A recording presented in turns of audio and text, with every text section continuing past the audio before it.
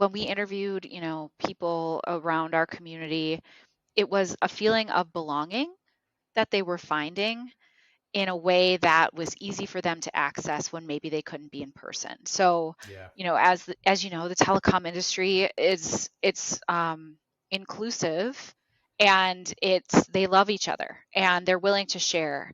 And the Mm-hmm. community gave them a place that they could go to do that when we couldn't get together in person. um, Now we're seeing that kind of inverse of they built these relationships on the virtual community, and now they're going back out to events and we're getting pictures of them meeting each other for the first time, and That's so it's cool. awesome, right? Because it's not just when you're logged in, Mm-hmm. Yeah. and it's not just about how Calix can help, but how community members can help. And that's just really exciting to me. Oh, for sure. And I mean, honestly, that's one of my favorite parts about this industry that we work in is because very few people are competing directly with each other.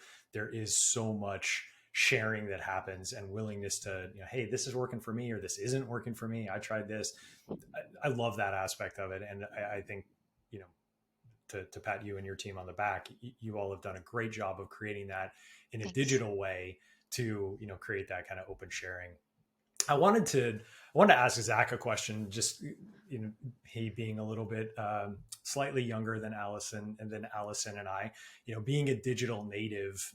How do you think about community like this, Zach? Like, I know you've gone through HubSpot training as an example, right? I think they do a ton with blogs and podcasts and all these sorts of things as well. But they also have a lot of really specific product training.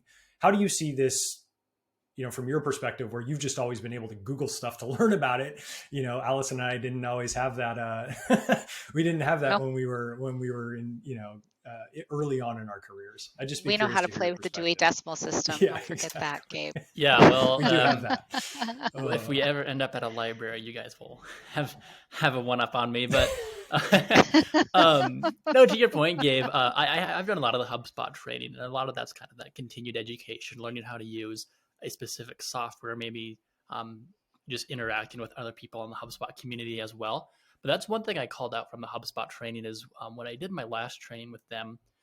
One of the things was that they had you do was go to the HubSpot community and kind of read and interact with other people. So I thought that was pretty interesting because not only am I learning how to use HubSpot now, but I'm talking with people who also use HubSpot and kind of hearing what they have to say.